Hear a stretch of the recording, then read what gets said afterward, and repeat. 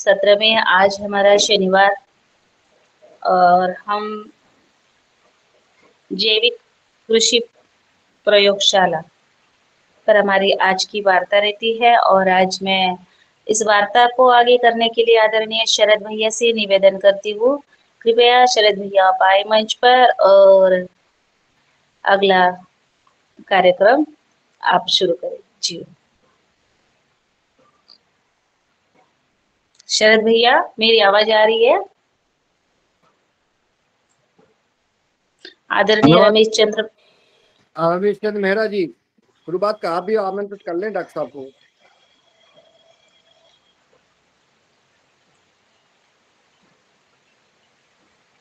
जी ओम।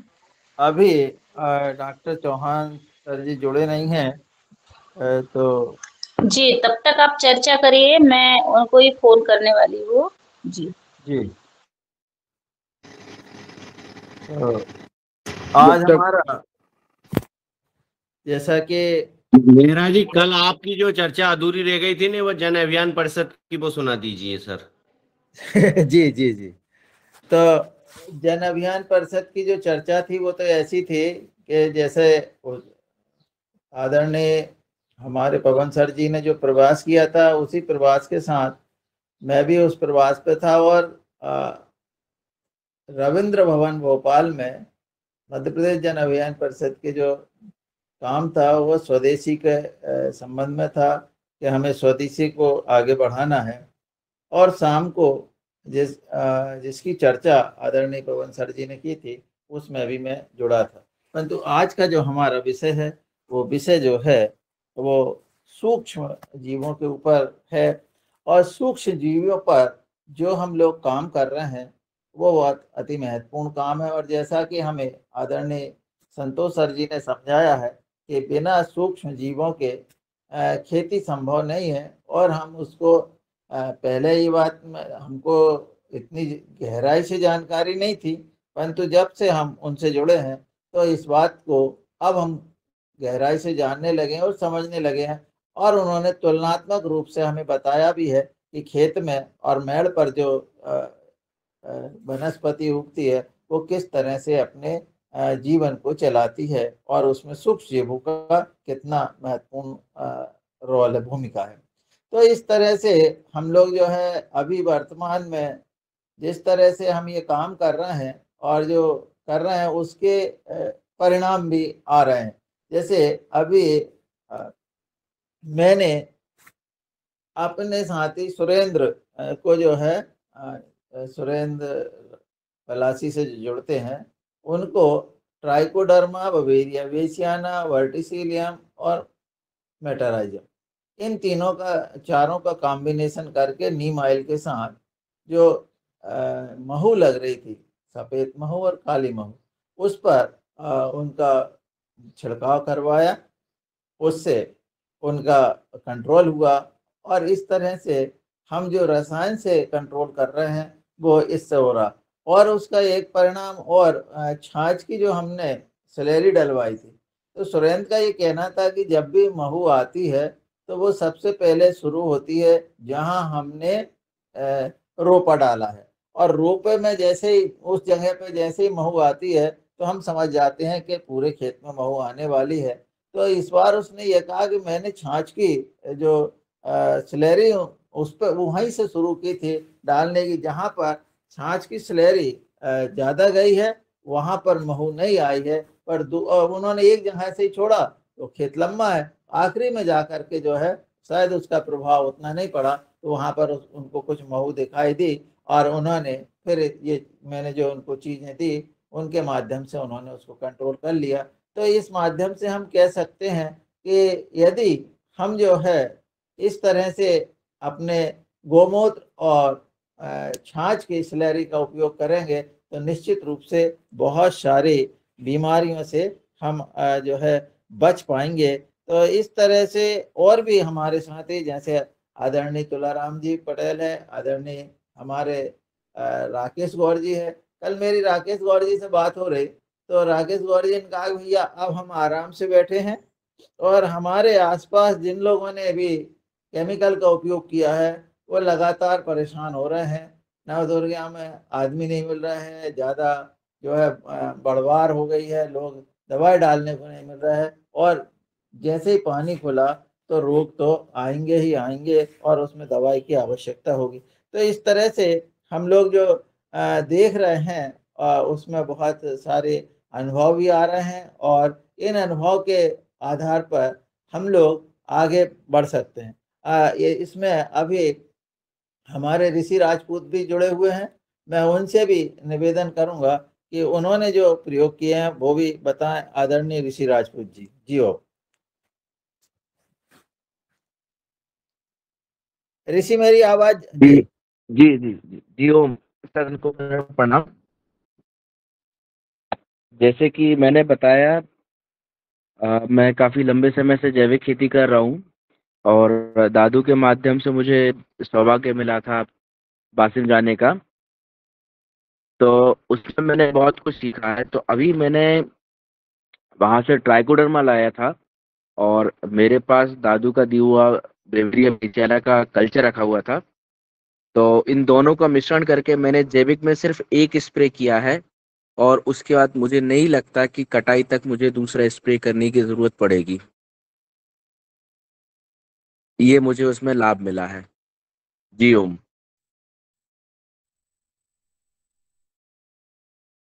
आदरणीय तुलाराम जी भी इसमें दवाई जुड़े का हुए स्प्रे हैं। किया भैया, क्या डाला तुमने फसल में डाला? ट्राइकोडर जी, आपका प्रश्न नहीं समझ पाया मैं। कौन सी फसल में डाला? धान की फसल में डाला है मैंने। धान में सुरेंद्र ने भी जो किया है वो धान की फसल में किया है। अब आदरणीय तुलाराम जी जुड़े हुए हैं, और उनसे मेरी चर्चा हुई थी, उन्होंने भी अपने अनुभव बताए। आदरणीय तुलाराम जी, धन्यवाद मां साहब, सदन को प्रणाम। मेरी फसल तो इस साल सरकारी है, थोड़ी सी वो रोटर होती है। पिछले साल बासमती धान का रेट नहीं मिला था, तो मैंने से एक नेशनल सीड का एक 6640 करके आता है वो बोया। तो उसका तना तो बहुत मोटा है, अपनी उंगली जैसा मोटा है सर, और उसके में बहुत कूचे निकले हैं। केवल मैंने सेलेरी डाली है, उसके अलावा कुछ नहीं डाला, मुझे डालने की जरूरत नहीं पड़ी। कल भी मैं खेत में गया था तो बालें निकलना शुरू हो गई है, मगर किसी प्रकार का कोई रोग नहीं, किसी प्रकार की कोई कीट नहीं। तो अभी तो मैं कुछ भी नहीं डालूंगा, और मुझे लगता है कि 15 दिन में सब कंप्लीट हो जाएगा। आवश्यकता तो नहीं है, केवल वो डॉक्टर साहब ने सैलरी बनाई थी अपने जो ग्रुप जो बताता है। और मेरे पास वो झांसी वाले सर का वो था, वो क्या नाम है उनका, विनोद सर का, वो कल्चर मैं बहा देता हूँ कभी कभी। और उसके बाद में एक नया प्रयोग मैं हर साल करता हूँ, नया नहीं है वो सर, क्या 1 किलो प्रति एकड़ के हिसाब से मैं फिटकड़ी डाल देता हूँ, जिससे रोग के बैक्टीरिया वो फिटकड़ी कंट्रोल कर लेती है। ये मेरा 5 साल से काम चल रहा है, और इसके अलावा मैंने कुछ नहीं डाला, और मुझे लगता है कि कुछ डालना नहीं पड़ेगा। इस साल सस्ते में धान पैदा हो रही है। धन्यवाद, थैंक यू। वाला जो प्रयोग है ये हमारे ताराचंद बेल जी भी बताते हैं कि फिटकरी का उपयोग करना चाहिए। वो कहते हैं अणुजल, उसको शायद अणुजल कहते हैं। तो अणुजल के माध्यम से यदि फिटकरी, आप तो खैर 1 किलो ज़्यादा डाल रहे हैं पर वो कम बता रहे हैं, तो जैसा भी हो उसको समझ करके हमें उस पर भी उसको भी सोचना चाहिए। हमारा ध्येय ये होना चाहिए कि जो चीज हमें अच्छी जहां से मिले उसको अपन अपना लें, और उसके माध्यम से हम आगे बढ़े। आदरणीय सदन से शरद कुमार भैया 1 मिनट मुझे और दें प्लीज। जी जी जी।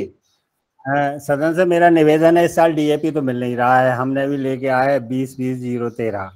अब जो मिल जाए, तो अब उसमें फास्फोरस की कमी रहती है। डीएपी में रहता है 46%, इसमें 20% है। तो अभी सदन में एक दिन चर्चा हुई थी भट्टी खाद बनाने की, तो उसके बारे में थोड़ा सा एक दिन डिटेल कार्यक्रम रख लें। उसमें क्या होता है, उसके 4 गुनी उसकी ताकत बढ़ जाती है, और डीएपी मिलता है 28 से 30 दिन बाद, और ये दूसरे तीसरे दिन से ही उपलब्ध होने लगता है फसल को। इसमें 2 फायदे हैं। ये भट्टी खाद के बारे में थोड़ी सी डिटेल में चर्चा करा लें, और सभी किसान बनाएं, मेरा निवेदन ये है। अभी अपनी रबी की फसल लगाने में समय है, उसको 10 दिन चाहिए, 10 दिन में वो उसके बैक्टीरिया मतलब उसके बॉन्ड टूट जाता है, जो सल्फ्यूरिक एसिड का जो बॉन्ड रासायनिक खाद के ऊपर रहता है वो टूट जाता है, तो तत्काल मिलने लगता है। थोड़ा सा उसके बारे में डिटेल चर्चा करा दें प्लीज। Thank you. जी ओम, निश्चित रूप से हम पुनः जिन्होंने भट्टी खाद पर काम किया है उनको सादर आमंत्रित करेंगे। जैसे इस काम में हमारे अजीत सिन्हा जी जो है वो शायद जुड़े होंगे तो वो कुछ बात करेंगे, और नहीं तो हम उनको अगले बार में उन्हें बुला लेंगे और उनसे इस संबंध में लगभग सारी बातें पूछेंगे। वो भी महाराष्ट्र में लगभग 1000 किसानों के साथ काम कर रहे हैं, उनके अनुभव है, और वो टीसीबीटी के जो है उनके साथ बरसों से काम कर रहे हैं, तो उनके भी अपने अनुभव है। और उन्होंने भी यही कहा, पिछले बार जब वो जुड़े थे तो उन्होंने यही कहा कि जहां से हमें जो चीज अच्छी मिले उसको हमें अपना लेना चाहिए। अब मैं आदरणीय शरद वर्मा जी को सादर आमंत्रित करता हूं कि वो आए और अपने अनुभव सुनाए। जी ओ आदरणीय शरद वर्मा जी। सदन को कोटि कोटि प्रणाम। और बहुत अच्छे रिजल्ट इस बार मिल रहे हैं। इस बार एक चीज देखने में आई है कि जो केमिकल डालते हैं और उनको अगर अपन लोग देते हैं तो उनके केमिकल का जो परसेंटेज है वो कम होता है। अगर आपने एक बार भी बीच में जैविक का उपयोग कर लिया तो जो आपका डोज केमिकल में बढ़ रहा है वो बढ़ेगा नहीं, और आपका कम से कम एक स्प्रे केमिकल का बच जाएगा। अगर आपके खेतों में जैसे अपन लोग केमिकल डालते हैं तो क्या होता है कि वो रेजिस्टेंस होने लगता है, बीमारियां। अधिकतर ये देखा गया है कि जैसे आपके हरे मच्छर लग रहे हैं, व्हाइट फ्लाई लग रही है, तो जो दवा डालते हैं वो 100 ग्राम प्रति एकड़ डाल रहे हो, अब वो दूसरी बार आपको 150 डालना पड़ेगा, क्योंकि वो धीरे धीरे कीड़े जो हैं वो रेजिस्टेंस होने लगते हैं। लेकिन अगर आप बवेरिया मेटाराइजियम का उपयोग करते हो तो आपका डोज नहीं बढ़ेगा, और आप जो 100 ग्राम डाल रहे थे वो 50 ग्राम ही डालोगे आप दूसरी बार। तो ये बहुत बड़ी बचत है, और एक केमिकल वालों के लिए बहुत अच्छा ये विकल्प है कि एक बार आप कम से कम जरूर अपने खेतों में जैविक फंगिसाइड और जैविक कीटनाशक का उपयोग करें, जिससे आपकी जमीन में जो कीड़े रेजिस्टेंस हो रहे हैं वो रुक जाएगा। ये बहुत बड़ी इस बार चीज निकल के आई है, और हमारे यहाँ बड़े व्यापक स्तर पर इसका यूज हो रहा है। तो इसको बहुत ध्यान से अगर आप करेंगे तो इसके रिजल्ट बहुत अच्छे आएंगे। आप लोग भले केमिकल डालते हैं, लेकिन इसको आप डालेंगे तो आपको लगेगा कि मैंने 3 बार केमिकल स्प्रे किया था तो मेरा इस बार 2 बार ही केमिकल लगा है।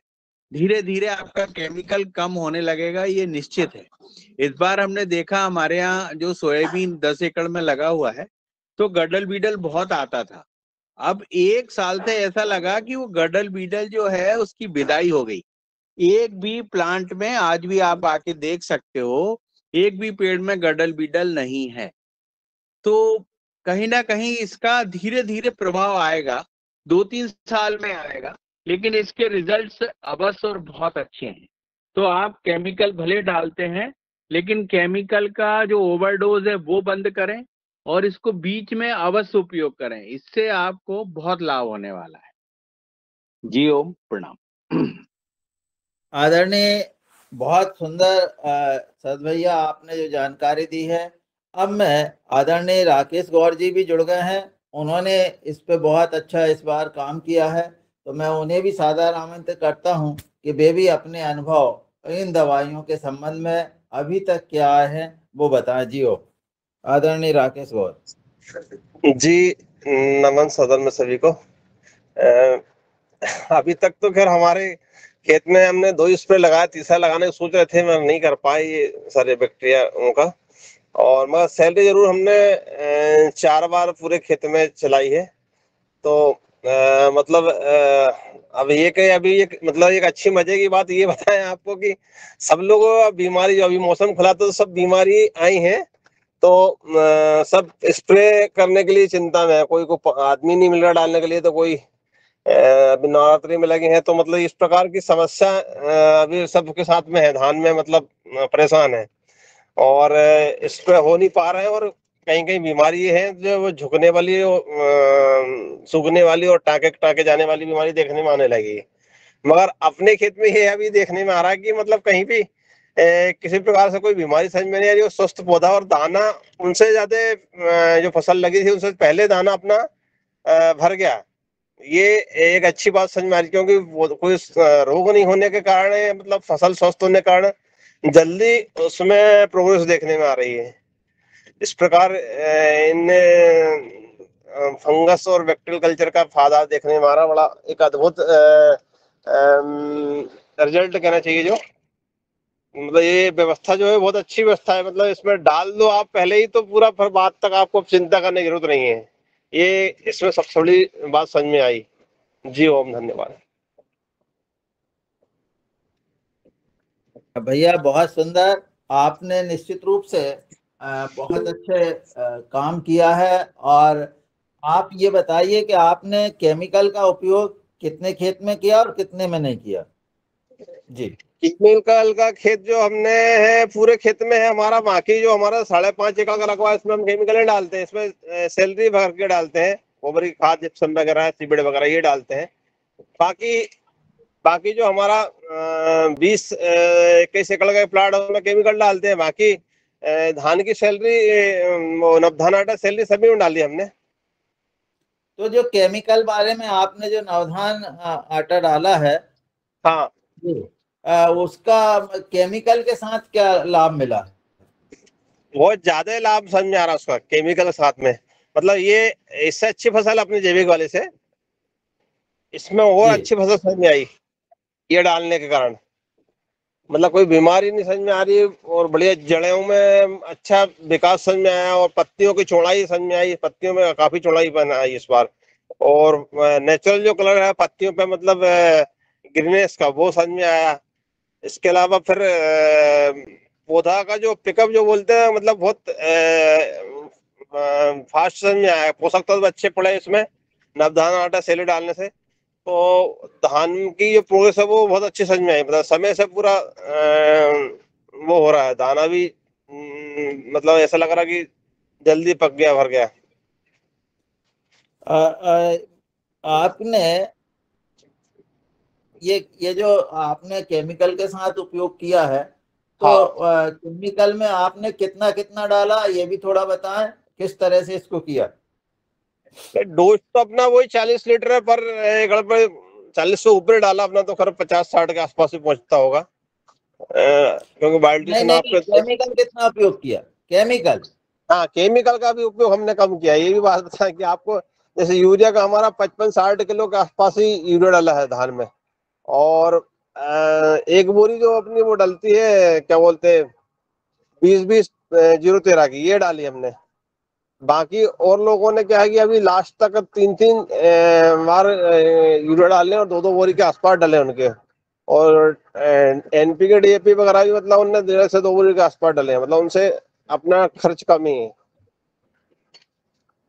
जी जी जी। आप आदरणीय गणेश गौर जी यहाँ पर जुड़े हुए हैं, तो मैं उनसे निवेदन करूंगा कि वो भी बताएं। और हमारे इस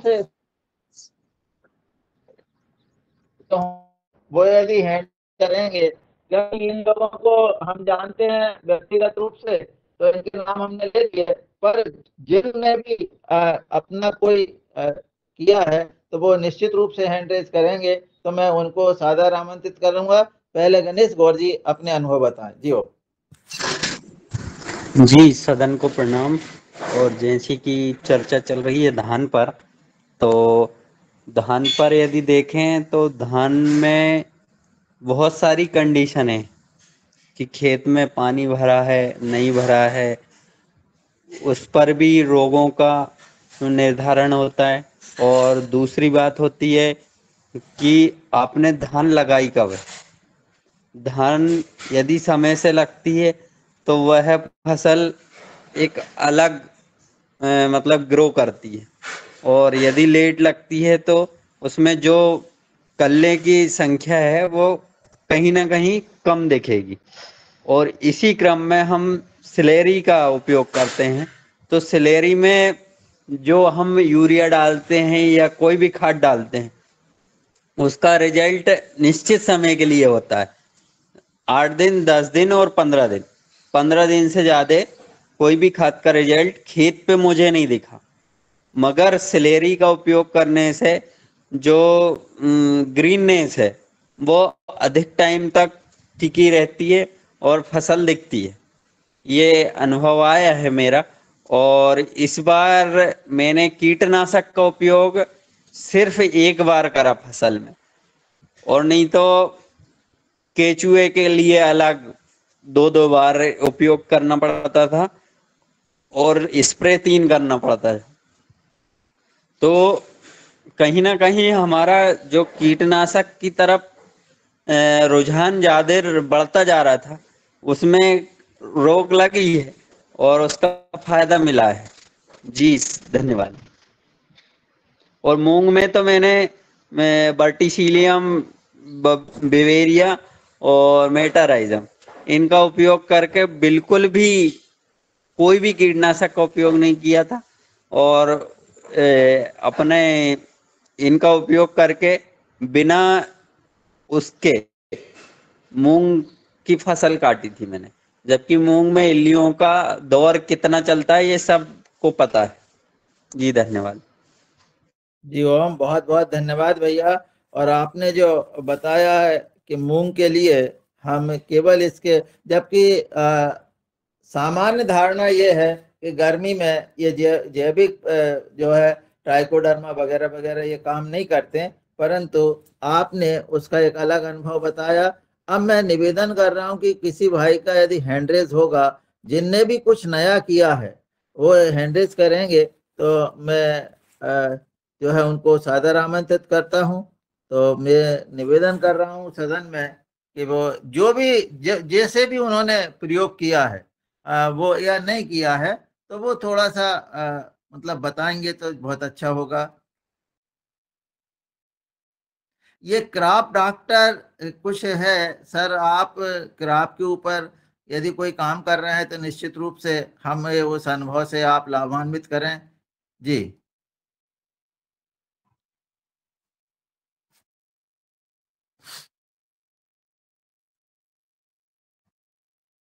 अब मैं आदरणीय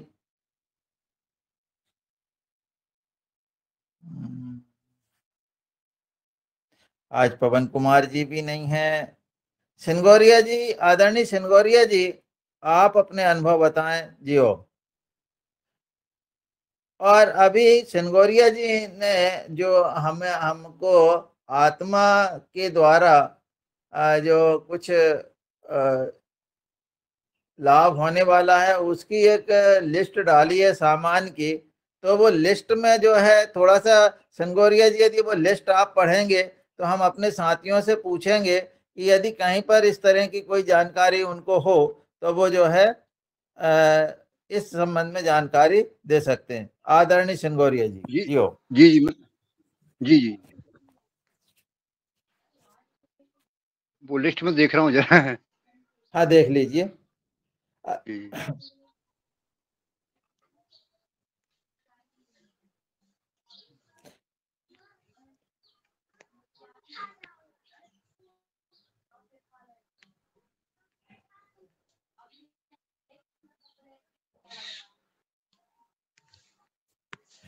अभी कल मेरी आदरणीय सिंगोरिया जी से बात हुई थी कि भाई ये जो सामान की जो लिस्ट है, उन्होंने कहा आज शायद नारायण मीना जी भी इसमें जुड़े हुए नहीं हैं, तो उनसे भी चर्चा हुई थी।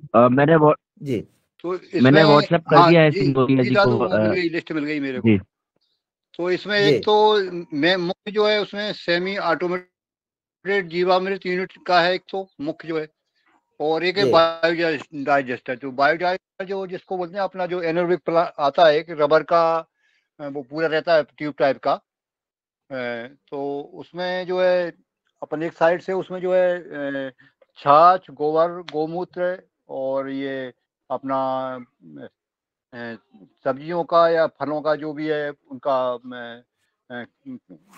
स्टेज, और ये अपन उसको डाल देते हैं। वो ये 45 से 50 दिन में ये पूरा तैयार हो जाता है। और फिर 45 दिन के बाद फिर पर डे जितना अपन इसमें डालते हैं उतना वो मटेरियल निकलते रहता है लिक्विड में, और उसको अपन डायरेक्ट इस पर स्प्रे कर सकते हैं फसल पे।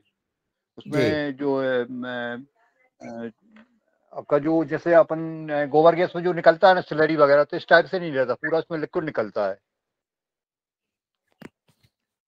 और ये करीब अलग अलग कंपनियों के रहते हैं जो वो साइज के हिसाब से, तो ये 12-13 हज़ार से लेकर 50-60 हज़ार तक पड़ते हैं। ये साइज के हिसाब से रहता है इनका जी। इनकी लंबाई कोई 10 फीट की देता है, कोई 20 फीट की, कोई 40 फीट तक किस टाइप से आते हैं पूरे।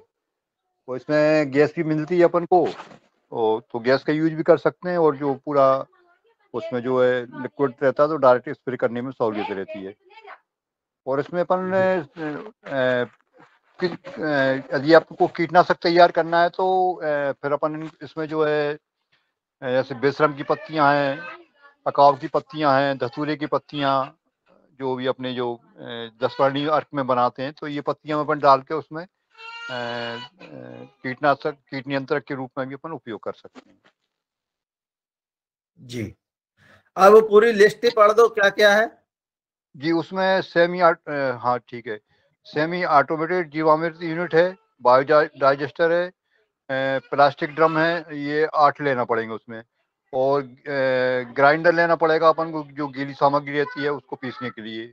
वजन मशीन है, सील पैक करने वाला उपकरण, स्टील के बड़े बर्तन 5, और प्लास्टिक ड्रम 100 लीटर 8, और गैस स्टोव 1 सेट, प्लास्टिक डिब्बे 20 लीटर 10, बाल्टी और टब 10, पीपी कवर और पैकिंग सामग्री ये जो भी है, और रैक 2, प्लास्टिक ट्रे 6, पल्वराइजर 1, ये अपन को सामग्री ही लेना है। बहुत बढ़िया।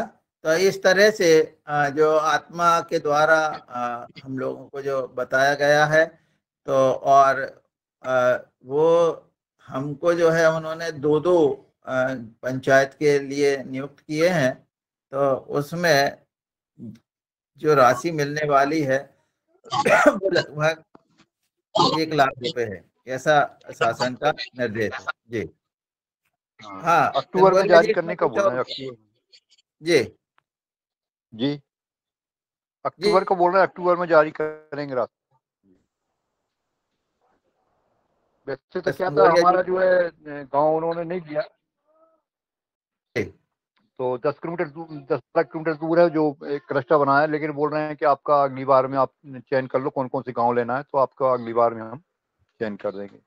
अच्छा, ऐसा है, ठीक है। तो हाँ, इस तरह बीआरसी उन्होंने बना दिया है जी। हाँ हाँ, बीआरसी बना रहा है वो, तो ठीक बात है। अब इस तरह से ऋषि जी आपको बनाया गया क्या इसमें?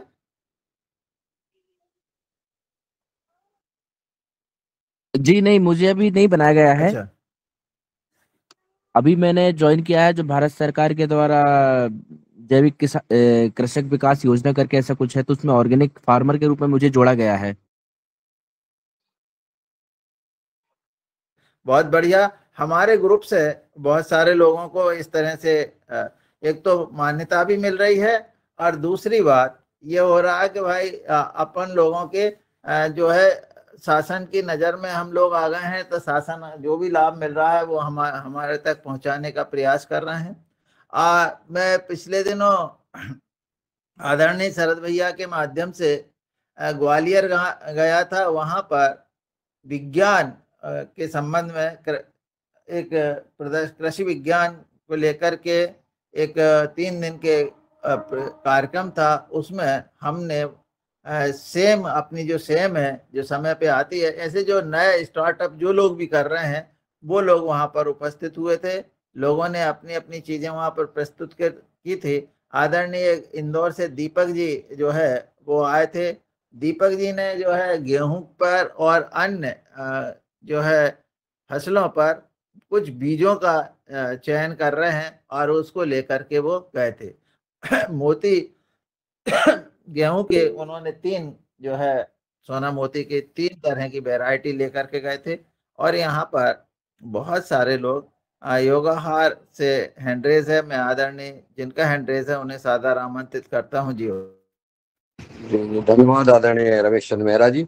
और निश्चित हमारे किसानों की प्रगति दिख रही है, जैसा आदरणीय गणेश गौर साहब ने बताया, आपने बताया, ऋषि जी ने बताया और अन्य लोगों ने, सर भैया ने बोला, संगारिया जी ने बताया है, तुलाराम जी ने बोला है। ये जो लगातार हम किसानों के अनुभव देख रहे हैं, खेत का अनुभव आकर राकेश गौर जी ने बताया, ये जो है अगर यथार्थ में भाई हम जो है एक बार अगर के 20 बार 15 बार केमिकल डाल रहे हैं, 10 बार डाल रहे हैं, 5 बार, 3 बार, और अगर उसमें हम परिवर्तन आ रहा है, हम एक बार डालने से ही हमारा जो है अगर हमारा फसल ठीक हो रही है तो निश्चित परिवर्तन है। इसी प्रकार का परिवर्तन हमें लाना और वही बात जो है, वही अनुभव हमें किसानों को बताना है ताकि किसानों का कोई नुकसान ना हो और वो इसमें प्राकृतिक जैविक खेती की लाइन में आ जाए, करने लगे।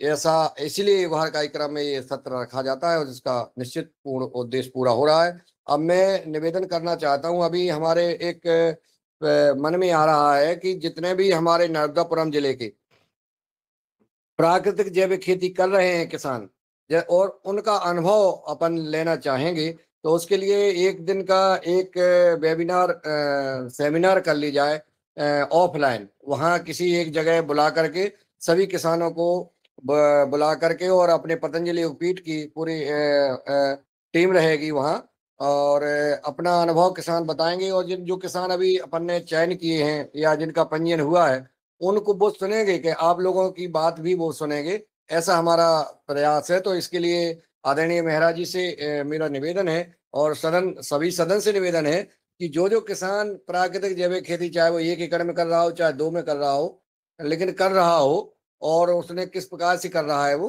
उनकी एक सूची बना ले अभी से, क्योंकि बाद में फिर ध्यान नहीं रहता है। और कोई जगह भी अपन एक निश्चित कर लें कि कहाँ हो सकता है, मुख्यालय पे करना पड़ेगा।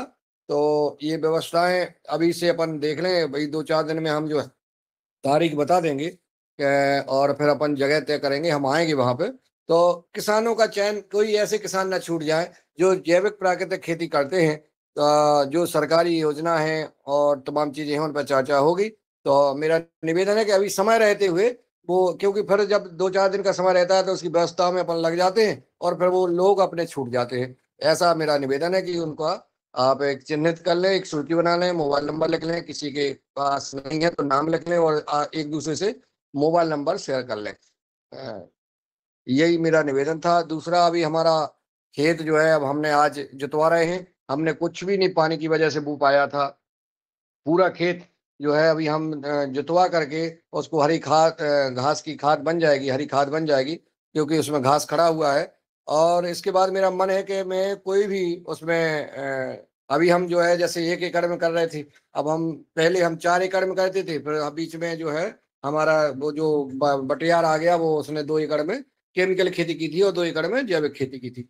अब हम सोच रहे हैं कि पूरी 4-5 एकड़ जो हमारी है, 5 एकड़ का प्लॉट, पूरे में जैविक खेती ही करें, उसमें बिल्कुल वो ना डालें।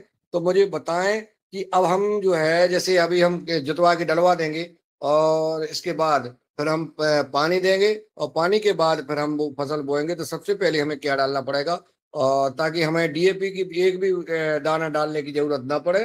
तो मैं सदन से चाहूंगा कि हमें बताएं कि हमें सबसे पहले उसमें क्या डालना पड़ेगा। अभी तो हम जुतवाने के बाद छोड़ देंगे, छोड़ने के बाद फिर हम क्या करेंगे। खेत चूंकि सभी रबी का सीजन आ रहा है, सभी किसानों की यही स्थिति है कि अब तैयार है गेहूं, रबी की फसल में गेहूं, चना, सरसों बोने के लिए। तो उसके लिए हमें किसान को क्या करना पड़ेगा, कोई बढ़िया अनुभव अगर किसी के पास किसी ने किया है तो वो बताने का कष्ट करें।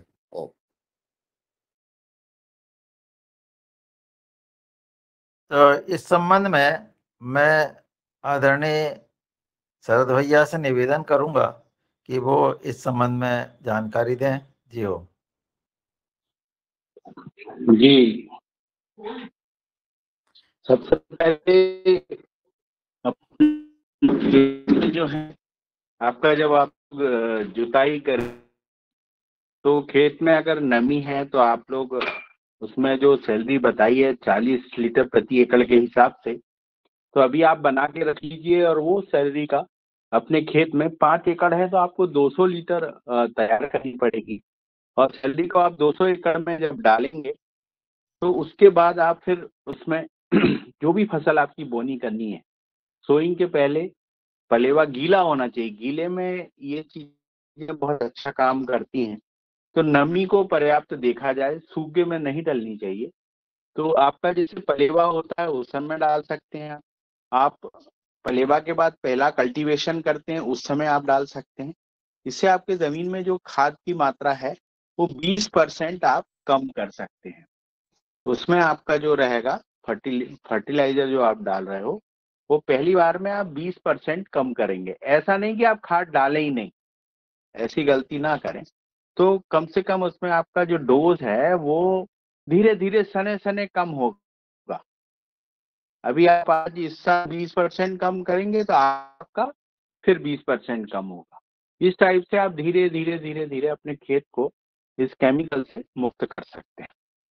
जी हमारा ऐसा विचार है कि हम 1 एकड़ में टोटल कोई भी खाद ना डालें। 1 एकड़ में ऐसा एक सोच रहे हैं, चलो 1 एकड़ का भाई अनुभव तो करें तुलनात्मक। पहले आपने अगर उसमें केमिकल यूज किया है तो आप एकदम से नहीं छोड़ सकते। तो वैज्ञानिकों ने जो नियम बनाए हैं वो बहुत सारे किसानों को इसलिए नुकसान होगा। थोड़ा आवाज कट रही है आपकी, आवाज कट रही है आप। केमिकल जो थोड़ा सा जगह। हेलो जी, केमिकल इसलिए छूट गया। केमिकल एकदम से आप मत हटाइए। अगर राहुल साहब हो तो वो बताएंगे 3 साल का प्रोग्राम ही बनाया वैज्ञानिकों ने, तो आप उसको 3 साल तक ही ले जाएं। अगर आप एकदम से उसको खत्म करेंगे तो वो आपको डिसऑनर करेगी और फिर फसल बिल्कुल भी पैदा नहीं होगी और आपको भारी क्षति होगी। और फिर आप कहेंगे कि भैया मैं तो अब जैविक नहीं करता। तो इससे बचने के लिए आप 20% कम करें। शासन भी बोलता है, एक प्रमाणीकरण संस्था भी बोलती है ये चीज। तो उन चीजों का आप नियम का फॉलो करते हुए ही आप आगे बढ़ें। जी हो। जी। अभी हमने पिछली बार गेहूं जो उगाया था जिसमें 1 एकड़ में, उसमें कहीं कोई केमिकल नहीं डाला था। और उस जगह तो हम कर ही सकते ना बिना किसी उसके डाल के, जिस जगह में हमने, लेकिन खेत लगा हुआ खेत है लेकिन मेड़ नहीं है उस पर। तो जी जी उसमें कर सकते हो आप। जी जी ठीक है बहुत। और एक बार हमें सोच देखना है, कुछ छोटी सी जगह में एक अनुभव करना है कि क्या ऐसा हो सकता है, कितना अंतर आ रहा है बिना किसी के कुछ डाले। ऐसा हमारे मन में है अब की बार में। आप उसका कार्बन चेक करवा लें बस। आप तो हम कार्बन है। जी जी जी कार्बन चेक करा लेते हैं। और तो ये कार्बन की रिपोर्ट होने के बाद ही इस पे मुख्य रूप से चर्चा होनी चाहिए। क्योंकि अगर आपके खेत में पता चल जाएगा कि केमिकल की क्या पोजीशन है, क्योंकि कोई आदमी बोलता है कि हम जैविक कर रहे हो, जब कार्बन चेक करने आते तो वो निकलते ही मतलब खेत में। आपकी आवाज बहुत गड़बड़ हो रही है, कोई चीज अच्छे से। आप बेरी के नीचे आ जाओ, बेरी के नीचे। चलो हम आ रहे हैं। नर्मदापुरम में पानी गिर रहा है, आज रात में बहुत पानी गिरा। पानी बहुत बारिश हुई आज हमारे यहाँ पे, बहुत तगड़ी बारिश।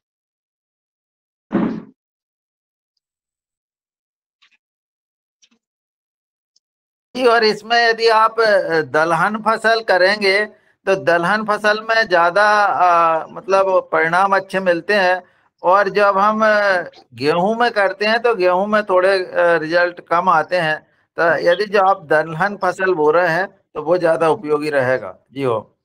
अगर अभी जैसे किसान, आप कार्बन चेक करवाइए मुनीलाल सर जी सबसे पहले। अगर आपके खेत का कार्बन हमें ये बता देगा कि आपका जैविक कितना है, अगर वो रिपोर्ट आप पेश करेंगे ना तो उससे आपके खेत की स्थिति पता चल जाएगी। अगर आपके कार्बन कहाँ जा रहा है, अगर कार्बन आपके खेत में कम है तो फिर आपको केमिकल का सहारा लेना पड़ेगा, नहीं तो आपको आपकी फसल में काफी क्षति होगी। सबसे पहले आपको फिर कार्बन बढ़ाने के लिए आपको ढैंचा है, ये चीजें बोकर आपको खेतों को फिर आपका कार्बन को बढ़ाना पड़ेगा वर्मी खाद यूज करके। अगर आपके खेत में कार्बन का परसेंटेज अच्छा है तो फिर आप इस पे जैविक पे जा सकते हैं। जी हो।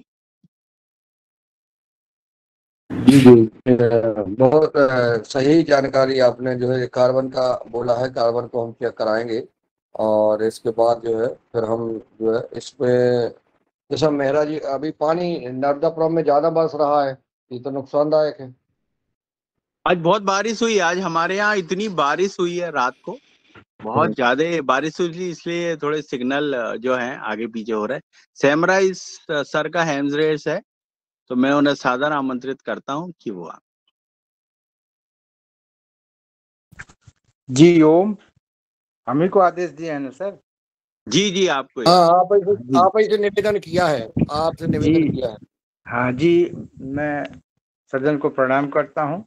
आदरणीय मुनीलाल सर से निवेदन करता हूँ कि आप कृपया ये जो आसपास जो झांसी वाला बीके शशांक जी का जो जीवामृत है वह सभी खेतों में डालिए, चाहे उसमें केमिकल ही क्यों न करना, और जैविक करना है उसमें तो डालिए ही डालिए। और उसके साथ हमको लगता है ये स्लरी का उपयोग उसके साथ करते रहिए। एक बार फिटकरी भी हल्का डाल दीजिए, तो हमको लगता है कि नहीं, हम तो सर आपको बताएं जब से आए मैंने कहा कि हम नहीं ये डालेंगे। मेरा तो ऐसा नहीं हुआ बस कि कुछ होबे नहीं करेगा। मेरा जौ में सर बताए थे आप लोगों को कि 2 क्विंटल करीब जौ मेरा हुआ था, 3.5 माने 1.5 एकड़ में, 2 एकड़ में। लेकिन ये है कि होगा ही होगा, लेकिन ये है कि वो भी शशांक सर भी बोलते हैं कि रसायन का उपयोग धीरे धीरे कम करना चाहिए, कम करते रहिए तो आपके खेत का कार्बन कितना है सर जी? मेरे खेत का सर पहली बार जब आया तो 0.2 था सर।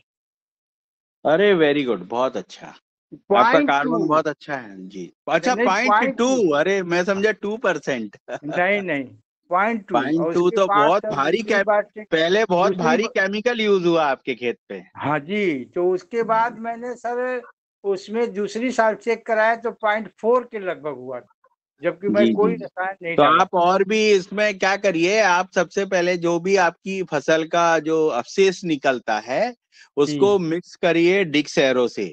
डिक्स एरो से मिक्स करने में वो हरा ग्रीन जो है वो आपके खेत में मिल जाएगा।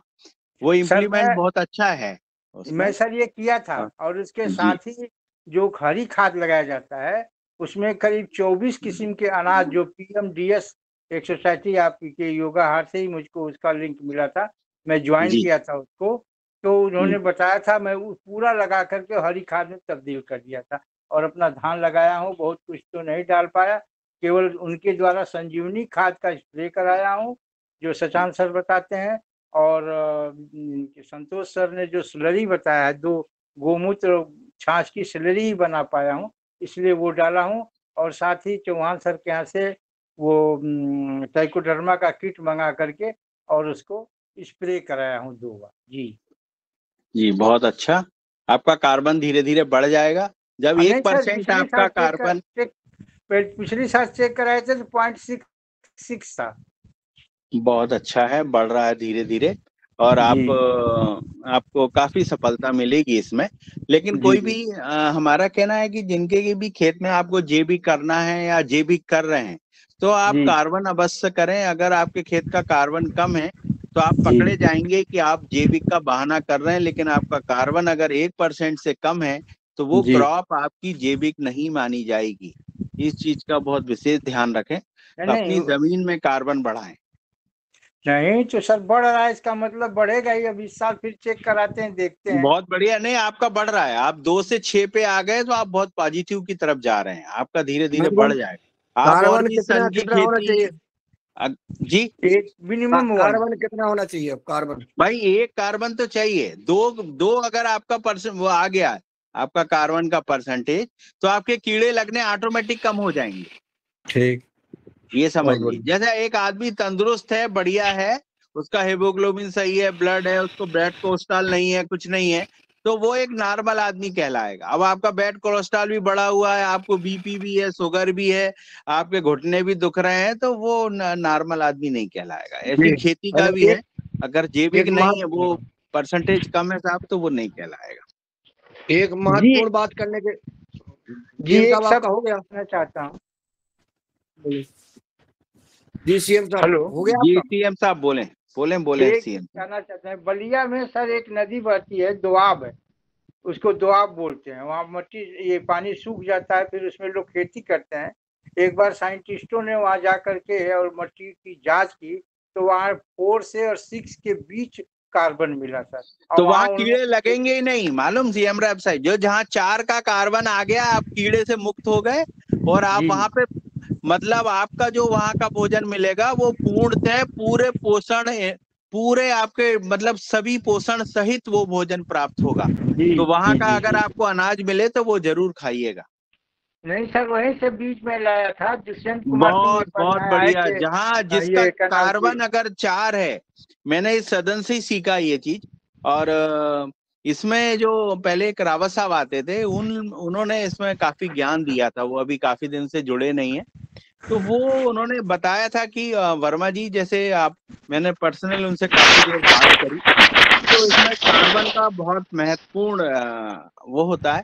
जिसका 4 का अगर कार्बन है, जो आग जंगल की मिट्टी आप चेक करोगे तो उसमें कार्बन ही तो 4 से 6 के बीच में है। इसलिए तो वहां पे ऑटोमेटिक कोई खाद और डीएपी और यूरिया और ये सब नहीं डालना पड़ता है, यही कारण है। जी सर, हरेंद्र कुमार जी का हैंड्रेस है। मैं हाँ, उन्हें ले उनको बुलाने के पहले मैं सदन को बताना चाहता हूं कि अभी एक मेरे मित्र हैं धर्मेंद्र सिंह बुंदेला, खरगापुर के हैं। उनकी बेटी दिल्ली में पढ़ती है, बेटा पढ़ता है, उसके प्लेट्स कम हो गए हैं। डॉक्टर ने कहा आप दिल्ली से घर ले जाओ, यहाँ जो है पोल्यूशन बहुत ज्यादा है, यहाँ प्लेट से नहीं बढ़ पाएंगी और यहाँ का अब जो है खराब माहौल है। तो वो घर लेके आए हैं। हमने कहा यार दिल्ली से तुम घर लेके आए, बताओ। बोले डॉक्टर ने कहा है। मतलब डॉक्टर ये कहने लगे कि अब तुम दिल्ली से और बाहर कहीं खुले में ले जाओ, तब जो है उसको मरीज को आराम होगा। इन्हीं शब्दों के साथ, क्योंकि ये बहुत बड़ी दिक्कतें आ रही हैं बड़े महानगरों में पॉल्यूशन की, तो हमें सबको इससे सतर्क रहना है और हर व्यक्ति को अपने गांव में ही जगह और जंगलों में ही जगह बनाना है, ताकि हम जो है जो शहरों में जा रहे हैं गांव के लोग, वो शहरों में ना जाएं और वो अपने गांव में ही रहें। आदरणीय हरेंद्र कुमार जी। एक बार मुन्नीलाल सर जी, आपने ना प्लेट्स बढ़ाने के लिए पपीते की पत्ती और कीवी के विषय में बताया था, किसी दिल्ली में ही बात करवाई थी। जी तो वो उससे बहुत तेज बढ़ता है, अगर उनको सलाह दे दें। उनके भी हमने कीवी और पपीते के पत्ते का रस पिलाया, वो उनके बढ़ रहे हैं। लेकिन वो कह रहे हैं कि घर में रखो इनको, बढ़िया प्लेट्स तो बढ़ गए हैं भैया, लेकिन बढ़वा दिए हैं, लेकिन वो घर की कह रहा है कि दिल्ली में रख के आप घर में रखिए। जी मेरे को आपकी वो बात हमेशा याद रहती है। जी भैया, बिल्कुल बिल्कुल।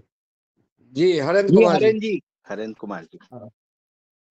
सदन को नमन। मैं आप लोग का नियमित श्रोता हूँ। मैंने रंजना दीदी को एक बार, यहाँ मैं जुड़ा हुआ हूँ रांची बिरसा एग्रीकल्चर, जो झारखंड का स्टेट है, वहाँ पे एक है सिद्धार्थ जायसवाल जी, जो अमृत कृषि का काम करते हैं, और झारखंड में काफी एमपी में भी वो काम कर रहे हैं, छत्तीसगढ़ में भी काम कर रहे हैं। तो उनका एक सेशन के लिए मैंने रिक्वेस्ट किया था, भेजा था नंबर, और वो रंजना दीदी को। और ये लोग पूरा देसी बीज से पूरा धान की खेती, धान, गेहूं, चना और दलहन पे ही काम करते हैं ये लोग, धान पे मोस्टली ज्यादा।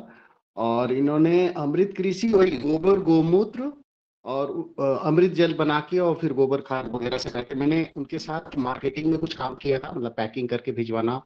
और उनके साथ एम्स के बहुत सारे सीनियर डॉक्टर हैं, और वो लोग पूरा देसी बीज पे काम करते हैं, मतलब नेटिव सर्टिफाइड, सारे तरह का न्यूट्रिशन कितने ज़्यादा हैं, कम है, क्या है, इस पे काम करते हैं।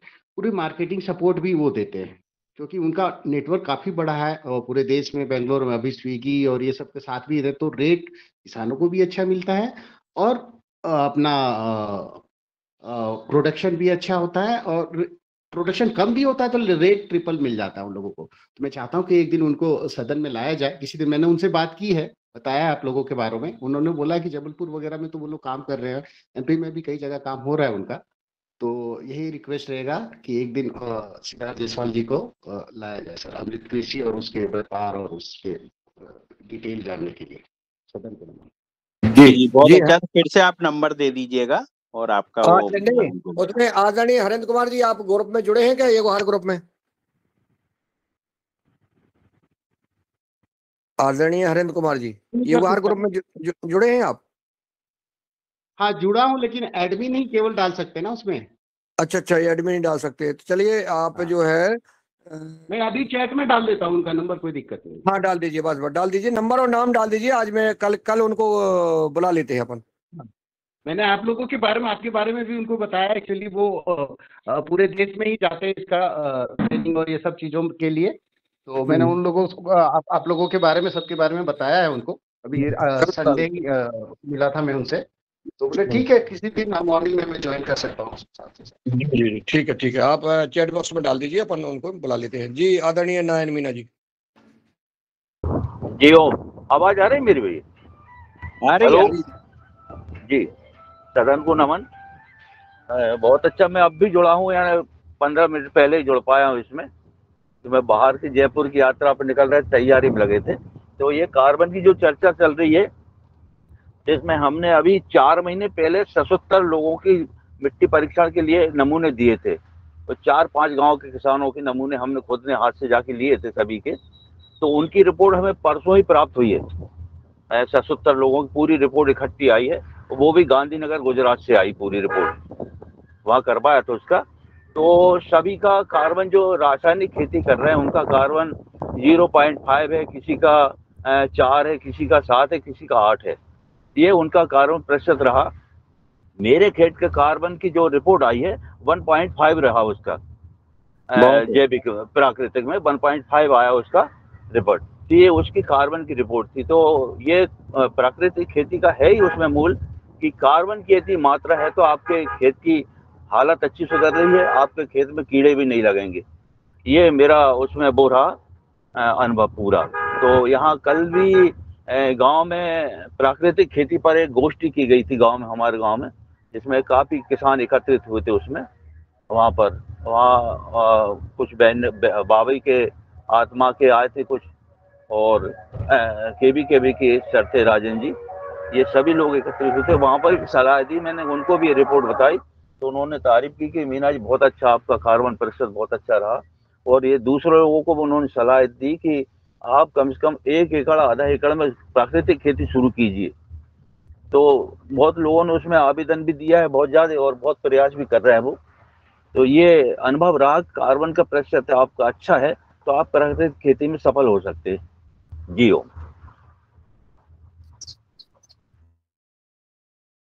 मुनीलाल सर जी, इसलिए कार्बन जरूर चेक करवाएं आप। जी आप करवाते हैं सर, और जिन किसानों के कार्बन बड़े हैं उन्हीं का जो है सम्मान करना चाहिए अब तो। हाँ, क्योंकि कार्बन से ही आपको जो है पूरी जानकारी मिलती है।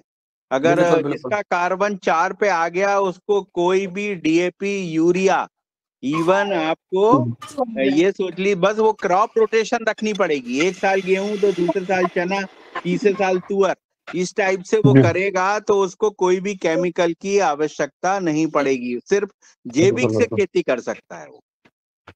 चलिए बहुत सुंदर। और आज रंजना जी वो डाल दिया है हरेंद्र कुमार जी ने, तो उनको कल के लिए हम लिंक बनाने में आप जो है मुन्नीलाल सर, वो दिनेश सर जी से बोल के ना एक बार वो रावत साहब को जरूर बुलवाना है, उनको बहुत नॉलेज है इस चीज, मैंने सदन से ही सीखा है। वो बहुत मतलब बहुत बढ़िया है, उनको बहुत गहराई से नॉलेज है। चलो रावत जी को मैंने कॉल किया था एक बार, भैया आपने बोला था ना।